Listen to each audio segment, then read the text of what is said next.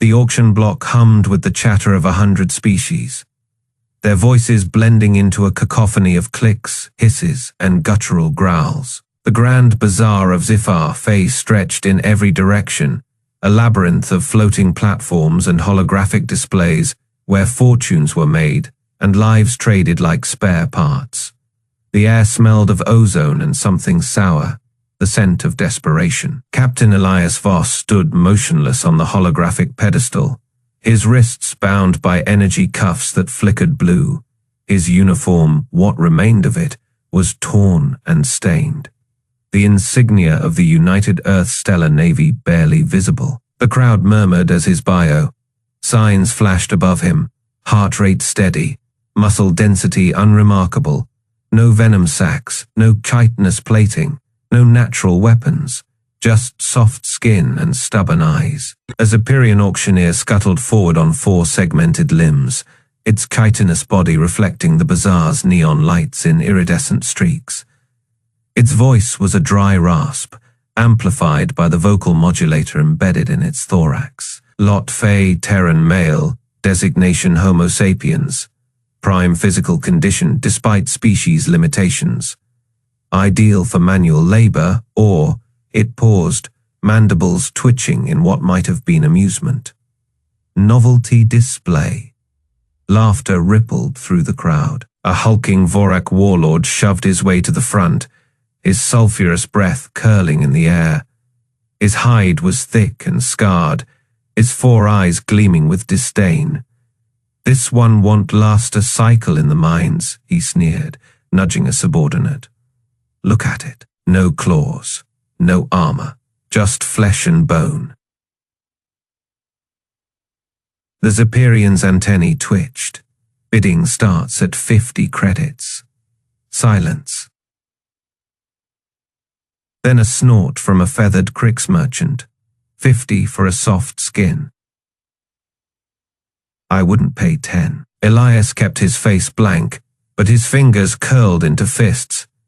Had been captured 3 weeks ago when his patrol ship, the UESN Marauder, had drifted too close to Vorac space.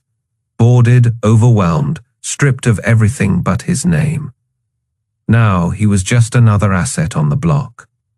The Xypharian tried again. 40 credits then, a bargain for functional limbs, and 20, the Vorac cut in, grinning.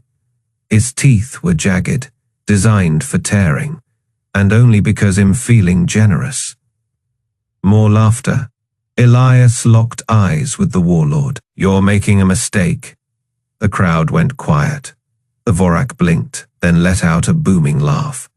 "It speaks, and here I thought Terrans were as dumb as they looked." He leaned in, his breath hot and rancid.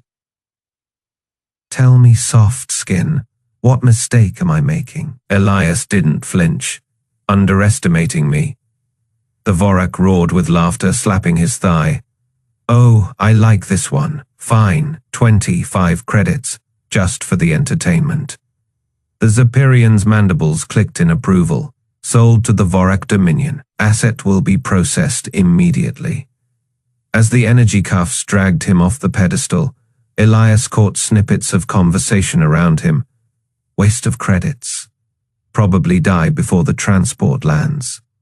Fragile things, these humans." The Vorac warlord grabbed Elias by the shoulder, his claws digging in just enough to draw blood. "Welcome to the rest of your short life, soft skin XT. Phase minds break stronger species than you." Elias wiped the blood from his shoulder with his thumb, smearing it across his palm. He didn't reply, but in his head he was already counting the ways he'd make them regret that 25 credits. The air in the Vorac mining colony tasted like burnt metal and sulfur. Elias Voss coughed as he stepped off the transport shuttle, his wrists still raw from the shackles. The gravity here was heavier than standard, pressing down on his shoulders like an invisible weight around him. Dozens of other slaves shuffled forward, Tarkians with their forearms dragging, a pair of scaled Yithians hissing in pain as Vorac overseers jabbed them with shock prods. "Move, soft skin." A Vorac guard loomed over Elias, its yellow eyes glowing in the dim light. The creature stood nearly 8 feet tall, its thick hide covered in bony protrusions that made it look like a walking boulder. Sulphurous breath washed over Elias as the guard shoved him toward a line of slaves receiving their tools. Elias kept his head down. 3 months in a Xypharian prison, Barge had taught him the value of silence. He accepted the plasma drill handed to him, a rusted, half-charged thing that looked like it would fail within hours. The Tarkian next to him grunted, hefting his own drill with 2 of his arms while the other 2 rubbed at the fresh brand on his chest. Asset Fey, the Vorac overseer barked, reading from a data slate. Human, no natural defenses, low endurance, assigned to Hyperium vein Fey C. A few of the other slaves glanced at Elias, their expressions unreadable. The Tarkian beside him let out a low, rumbling sigh. "You won't last a week," he muttered. Elias tightened his grip on the drill. "They've lasted worse." The tunnels were a maze of jagged rock and flickering luminescent fungus. The air grew thicker the deeper they went, the heat pressing in like a living thing. Every few minutes, the ground trembled as distant charges detonated, cracking open new veins of Hyperium. Elias followed the Tarkian, whose name he learned was Gorv, through the winding passages until they reached their assigned sector. "Watch your step," Gorv warned, pointing at the uneven floor. "One slip and you're in the smelter." Elias nodded, eyeing the glowing fissures in the rock where Hyperium crystals pulsed with unstable energy. The Vorac didn't care about safety, only output. The work was brutal.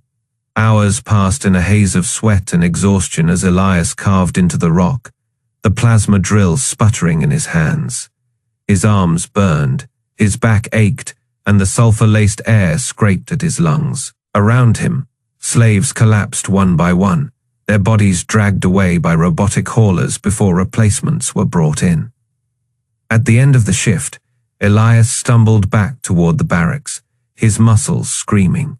Gorv walked beside him, his 4 arms trembling from fatigue. "You're still standing," the Tarkian noted, a hint of surprise in his voice. Elias wiped grime from his face. "Told you." The mess hall was a cavernous space filled with the stench of processed nutrient paste and Vorac body odor. Slaves lined up for their rations, a single bowl of grey sludge that tasted like chalk. Elias sat beside Gorv, forcing himself to swallow the tasteless gruel. Across the room, a Yithian slave suddenly convulsed, its scales turning a sickly green before it collapsed. The Vorac overseers laughed as one of them kicked the body toward a disposal chute. "Waste of credits," one of them sneered. Elias' grip tightened around his bowl. He had seen this before, on the prison barge in the auction block. Life was currency here, and the Vorac spent it freely. Gorv leaned closer, his voice a whisper. "They think we're nothing, just numbers on a ledger." Elias didn't answer. His eyes were fixed on the Hyperium shards embedded in the walls, their glow reflecting in his dark irises. Later, in the dim light of the barracks, Elias waited until the others were asleep. He reached into his pocket, his fingers brushing against the sharp edge of the Hyperium fragment he had pried loose during the shift. It was small, no bigger than his thumb, but it hummed with latent energy. Gorv stirred beside him. "What are you doing?" Elias turned the shard over in his palm. "You ever seen what happens when Hyperium touches sulfur?" The Tarkian's eyes widened. "You're insane." A slow, grim smile spread across Elias' face. "No, inhuman." Outside, the distant rumble of mining charges echoed through the tunnels. Somewhere in the darkness, a Vorac guard laughed, oblivious to the spark of rebellion taking root in the hands of the worthless slave. Elias wiped sweat from his brow, the acidic stench of Vorac breath clinging to his jumpsuit. The control hub's air recyclers had failed weeks ago, leaving the room thick with the smell of sulfur and desperation. His fingers moved mechanically across the data pad, inputting shipment logs under the watchful eye of a Xypharian clerk. The clerk designation X-Fey adjusted its ocular implants with 2 of its 6 limbs. Input the Hyperium yield from Shaft 7 soft skin. Its voice clicked like an abacus. Elias nodded, tapping the screen. Already done. 3,000 kilos, 92% purity. X-phase antennae twitched. You work faster than the Tarkians. I had a good teacher, Elias said, glancing at the empty station where a Tarkian slave had collapsed the day before. The Vorac had dragged him out by the ankles. The Xypharian made a sound like crumpling parchment, its version of a sigh. Efficiency is rewarded here, unlike sentiment. Elias kept his face neutral. Sentiment was what had kept him alive this long, that, and noticing things. Like how the Vorac never encrypted their shipping logs. The screen before him scrolled with coordinates, departure times, even security protocols for inbound freighters, all laid out in plain galactic standard. His fingers slowed as he reached a file labeled Homeworld supply routes. X-Fay tapped his shoulder with a spindly limb. Do not linger on entries, Asset 7. The Overseer's monitor, idle time. Elias forced a nod and resumed typing, but his mind raced. The Vorac Homeworld's defense grid schedules were right there. Patrol rotations, shield generator locations, amateurs. A commotion erupted near the hub's entrance as a Vorac overseer lumbered in, its yellowed tusks dripping with half-chewed rations. Shift change, it bellowed.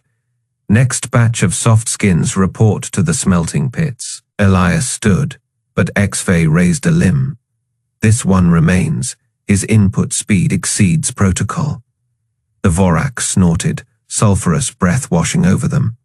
Fine, but if his numbers dip, he joins the drillers. It stomped away, leaving Elias alone with the Xypharian. Silence stretched between them. Then softly, Elias said, "You didn't have to do that." X-Fay's antennae drooped. Sentiment is inefficient, but so is wasting a functional asset. Its ocular implants dimmed. They will recycle me soon regardless. My error margin has increased by Fei this cycle. Elias studied the creature for the first time. He noticed fine cracks in its chitin, the way its limbs trembled slightly between keystrokes. What happens when you're recycled? The Xypharian didn't answer at first. Then, the same as your Tarkian friend, the smelters do not discriminate. Elias exhaled slowly, his fingers hovered over the pad. You ever wonder why they don't encrypt this data? X-Fay stiffened. Do not ask such questions. Because they think we're too stupid to use it, Elias murmured, or too broken to try. A warning chime sounded from the hub's ceiling. X-Fay's limbs skittered across the console, pulling up a new dataset. The next shipment log requires... I see it. Elias input the numbers, but his eyes kept flicking to the Homeworld files. He committed the coordinates to memory. One string at a time, X-Fay made a low clicking noise. You are taking a risk. Elias didn't look up. What is life without a few risks? Longer, the Xypharian said dryly, but it didn't stop him. The shift dragged on. Elias worked, memorized, repeated. By the time the klaxon sounded for rest period, he had the entire Vorac defense grid etched into his mind. As they stood to leave, X-Fay hesitated. If you attempt escape, they will flay you alive. Elias met its multifaceted gaze. Not if I flay them first.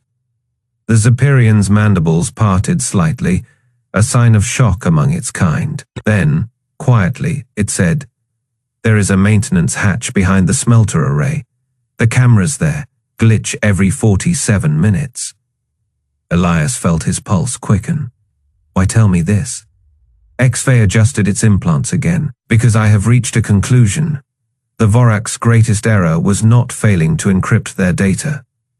It leaned closer, its voice a whisper of chitin. It was assuming we could not do math.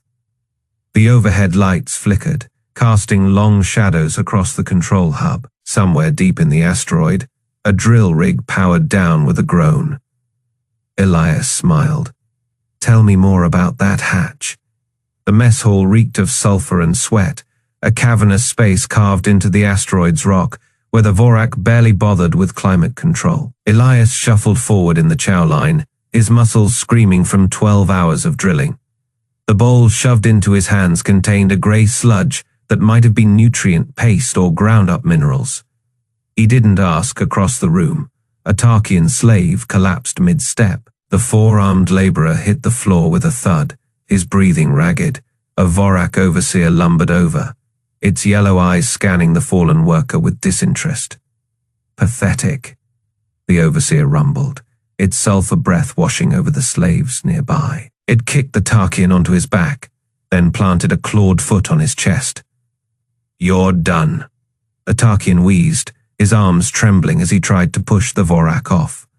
The overseer laughed, a deep, guttural sound, and pressed down harder.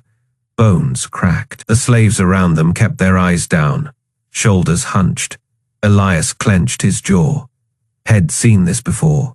The Tarkian would be dragged to the smelter before his body even cooled, replaced by another before shift change. A heavy hand clapped his shoulder. Gorv, the Tarkian head been paired with in the tunnels, leaned in. The alien's four arms were corded with muscle, but his eyes were hollow. Don't look, Gorv muttered. They'll mark you next. Elias forced himself to turn away as the Vorac hauled the dying Tarkian toward the smelter chute. The overseer dumped the body in without ceremony, then wiped its claws on its armored thigh. Next weakling, it called, scanning the room. No one answered. Elias and Gorv found a spot against the far wall, where the shadows were deepest. The Hyperium shard in Elias' pocket pressed against his thigh. Sharp even through the fabric, Head kept it hidden for days, waiting for the right moment. Gorv slurped his sludge, his upper set of arms crossed tight over his chest. They'll break us all eventually, he said, voice low. Tarkians last 3 cycles, humans. You're on borrowed time. Elias stirred his paste with a finger. Not if we break them first. Gorv's eyes flicked up. You're cracked from the heat. Elias smirked. He reached into his pocket, palming the shard just enough for Gorv to see its jagged edge. The Hyperium glinted under the dim lights, its surface catching the glow like fractured glass. Gorv stiffened. Word you? Drill Site 7, Elias murmured. Fell loose when the overseer wasn't looking. You'll get flayed if they catch you with that. Elias closed his fist around the shard. Worth it. He leaned closer. You know what happens when Hyperium touches sulfur? Gorv's nostrils flared. His species had been mining the stuff for cycles. It ignites, violently. Elias nodded toward the nearest Vorac, its back turned as it shoveled food into its maw. Sulfur fumes curled from its nostrils with every breath. Exactly. Gorv's grip tightened around his bowl. You're talking suicide. I'm talking a distraction. Elias pressed the shard into Gorv's lower hand, one big enough to get the rest of us to the comms array. Gorv stared at the shard, then at Elias. Why me? Because you're strong enough to throw it. Elias held his gaze. And because you've got nothing left to lose. A beat passed. Then another. The Vorac overseers barked orders, herding slaves toward the exit. Shift change was coming. Gorv's fingers closed around the shard. If this goes wrong, it won't. Elias stood, pulling Gorv up with him. Just make sure it lands in his food. Gorv exhaled sharply, then tucked the shard against his palm, hiding it in the fold of his wrist.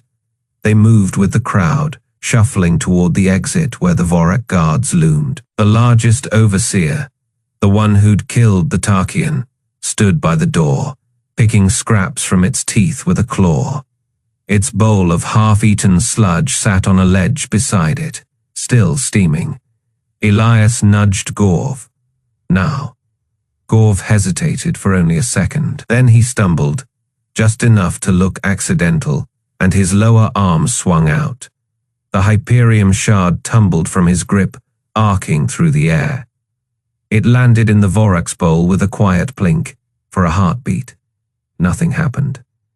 Then the sludge erupted. A blinding white flash tore through the mess hall, followed by a concussive boom that sent slaves and overseers alike flying. The Vorac nearest the bowl disintegrated in a spray of chitin and sulfurous gas. Chunks of the ceiling rained down as the explosion ripped through the room, shattering tables and sending equipment flying. Elias hit the ground rolling, his ears ringing. Smoke filled the air, thick and acrid. Around him, slaves scrambled, some screaming, others seizing the chaos to bolt for the exits. The surviving Vorac bellowed, their voices lost in the chaos. Gorv hauled Elias up, his forearms shaking. "You said it'd be a distraction," he shouted over the din. "Not a damn crater." Elias grinned, coughing through the smoke. "Worked, didn't it?" Alarms wailed. The few Vorac still standing staggered, their senses overwhelmed by the sulfur blast. Elias grabbed Gorv's arm. "Come on, while they're blind." They ran, slipping through the smoke and debris toward the service tunnels. Elias had mapped in his head. Behind them, the mess hall burned, the Hyperium reaction still eating through the walls. Gorv panted as they ran. What now? Elias didn't look back. "Now we get to the comms array? And then we call in the cavalry." The mess hall reeked of sulfur and sweat. Elias shuffled forward in line, his bowl clutched in both hands. The Vorac guards lounged by the nutrient dispenser, their yellow eyes scanning for trouble. One cracked its whip idly, the sound like a gunshot in the cramped space. Gorv stood ahead of him, his forearms trembling under the weight of his tray. The Tarkian's grey skin was streaked with fresh burns from the mines. "Move faster, soft skin." A Vorac snarled, shoving Elias forward. Elias caught himself against Gorv's back. The Tarkian turned slightly, one set of eyes flicking down to where Elias' fingers brushed his wrist. A silent exchange. "You look like hell," Elias muttered, keeping his voice low. Gorv's mandibles twitched, third shift in the deep veins. The gas filters failed again. A Vorac laughed nearby, slurping a bowl of steaming broth. The sulfur in their breath made Elias' eyes water. He glanced at the guard's belt, the Hyperium shard still tucked in his own sleeve, warm from his skin. "Ever seen what happens when Hyperium touches sulfur?" Elias whispered. Gorv went very still. His upper hands tightened around the tray. "You're joking. Wish I was." The line inched forward. The Vorac at the dispenser slopped a grey sludge into Gorv's bowl. The Tarkian hesitated, then deliberately stumbled. His tray tipping, the bowl shattered at the Vorac's feet. Clumsy filth. The guard raised its whip. Gorv cowered, his forearms raised in surrender. "Sorry, I'll clean it." Elias dropped to his knees beside him, pretending to help gather the shards. His fingers brushed Gorv's, pressing the Hyperium sliver into his palm. The Vorac loomed over them, its breath hot. "You'll lick it up if you..." Gorv moved faster than anything his size should. One massive hand grabbed the Vorac's ankle. The other flicked the Hyperium shard into its half-finished meal. The reaction was instant. The bowl erupted in a white-hot flash, the Hyperium igniting the sulfur in the Vorac's bloodstream. The guard's chest cavity blew outward, splattering the wall with molten chitin. The shockwave knocked Elias flat. Chaos erupted. Slaves ducked for cover as Vorac reinforcements stormed in, their weapons scanning for the threat. "Gazleek," Elias bellowed, pointing at the shattered dispenser. The lines compromised. The Vorac hesitated just for a second, but it was enough. A Tarkian near the door seized the moment, driving a stolen pickaxe into a guard's throat. The slave surged like a tide. Elias grabbed Gorv's arm, dragging him toward the service corridor. "We've got 5 minutes before they lock this place down." Gorv grinned, all sharp teeth. "Where to?" "Comms array. It's lightly guarded during shift change." They slipped through the vents, the metal groaning under Gorv's weight. The Xypharian defector was already there, its calculator eyes blinking rapidly. You're late, it hissed. Elias ignored it, yanking open the access panel. The array was ancient, but the core components were intact. Can you reroute the power? The Xypharian's limbs skittered over the controls. They'll detect an outgoing signal. Not if we piggyback it on their own mining logs. Elias stripped wires with his teeth, splicing them into a jury-rigged transmitter.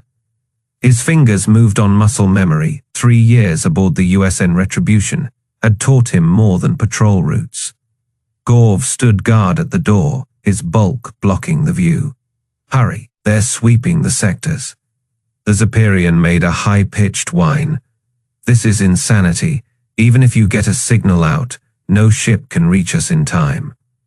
Elias didn't look up. You ever hear of the Retribution? The name made the Xypharian freeze. The dreadnought. Yeah, and her captain owes me a drink. He flipped the final switch. The array hummed to life, cycling through frequencies. Static. Then, this is UESN emergency channel. Repeat. This is... Elias wrenched the mic free. Retribution. This is Captain Elias Voss. Serial number Sierra, Victor Faye. We are under hostile occupation on asteroid XT Faye request. Immediate extraction. Silence. Gorv's shoulders slumped. They're not coming. Then the comm crackled. Voss, that you bastard. The voice was rough, familiar. Elias grinned. Hey, Holt, miss me. You got a hell of a timing. We're 2 jumps out. The Xypharian's limbs trembled. You know the Admiral? Elias tossed the mic to Gorv. Keep them talking. I need to disable the jammers. Outside, the alarms reached a fever pitch. Boots pounded down the corridor. The Vorac had found them. The Vorac Homeworld hung in the void, like a rotten fruit, its atmosphere thick with the orange haze of industrial waste. Admiral Kira Holt stood on the bridge of the USN Retribution, her fingers tightening around the command rail as the fleet dropped out of warp. A dozen human battleships fanned out behind her, their railguns humming to life. Status report, Holt barked. Shields at full, replied Lieutenant Cho. Vorac defense grid is powering up standard plasma turrets and gravity mines. Nothing we can't handle. Holt's lips curled. Not according to our intel. She tapped a display, pulling up the stolen data Elias had transmitted. They've got a blind spot here, and she zoomed in, right over the capital. Their shield harmonics cycle every 12 minutes. We hit them in the gap. On the main screen, Vorac defense ships scrambled, like startled insects. Their bulbous hulls swarmed toward the human fleet, weapons glowing. Admiral, comms officer Ruiz called. We're being hailed. Holt waved a hand, put them through. A hologram flickered to life. A Vorac high commander, his sulfur, yellow eyes narrowed. Human filth, he spat. You dare bring your pathetic fleet to our doorstep?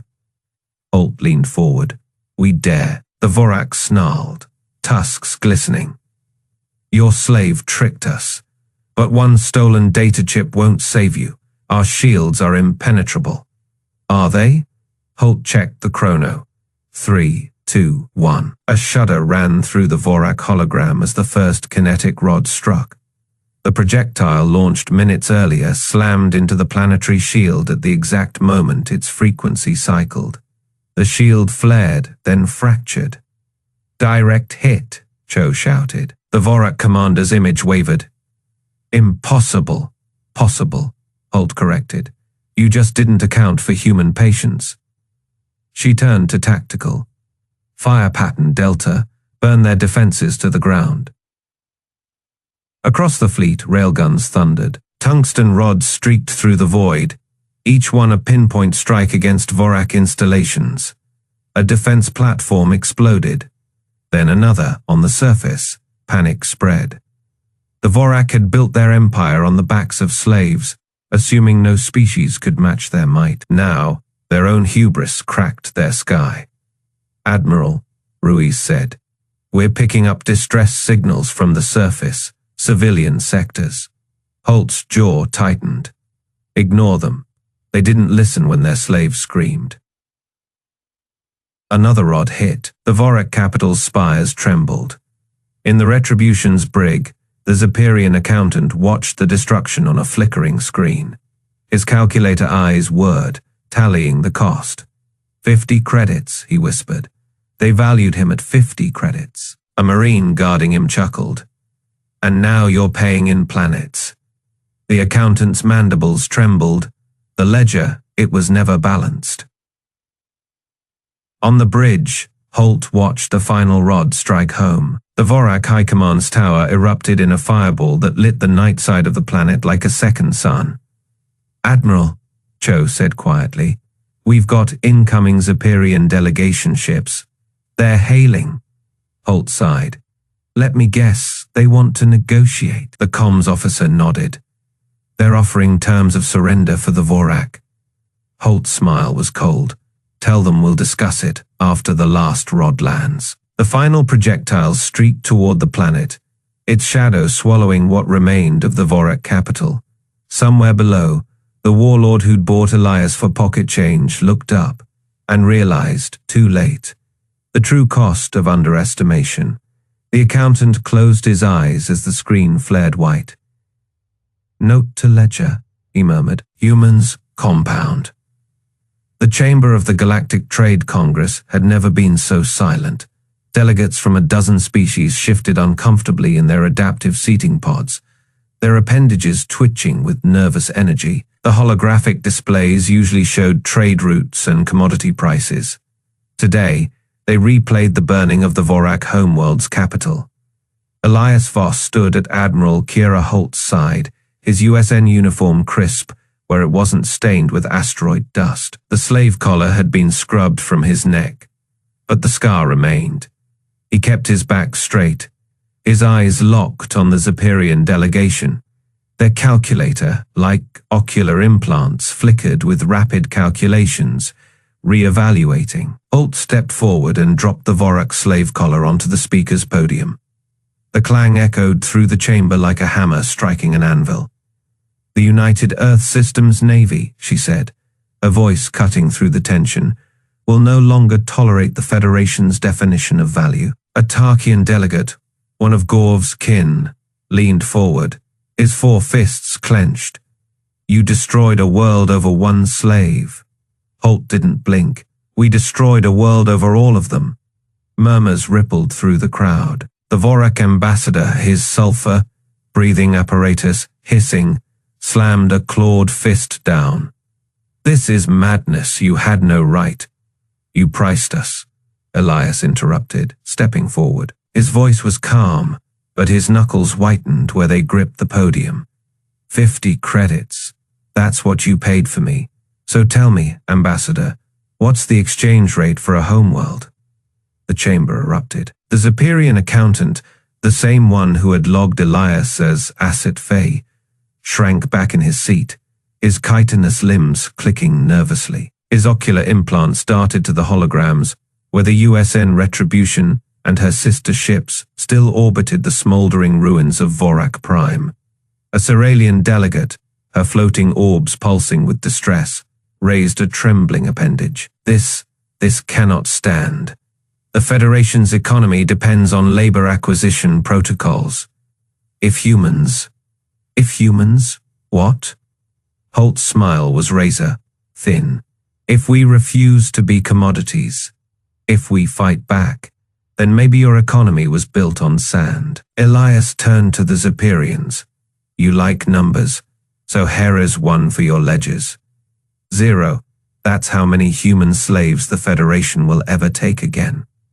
The accountant's mandibles twitched for a moment. The chamber held its breath. Then slowly he reached for his datapad. His digits trembled as he input a new entry. The delegates leaned in as the projection flickered to life above the podium. A single line of text glowing red in the trade hub's dialect. Note to ledger, humans multiply. Silence. Then, from the back of the chamber, Gorv's laughter boomed. The Tarkian's forearms crossed over his chest as he grinned at the Vorac ambassador. Told you they'd regret it. Holt turned to leave, Elias at her side. Behind them, the Congress descended into chaos, shouting matches, emergency protocols, the sound of an empire realizing it had bet against the wrong species. At the door, Elias paused. He didn't look back. "Next time," he said, "just loud enough for the nearest delegates to hear. Bid higher." And as the Retribution's engines hummed to life, carrying them away from Xyphar, the Galaxy's ledger finally balanced. The price of underestimation had come due.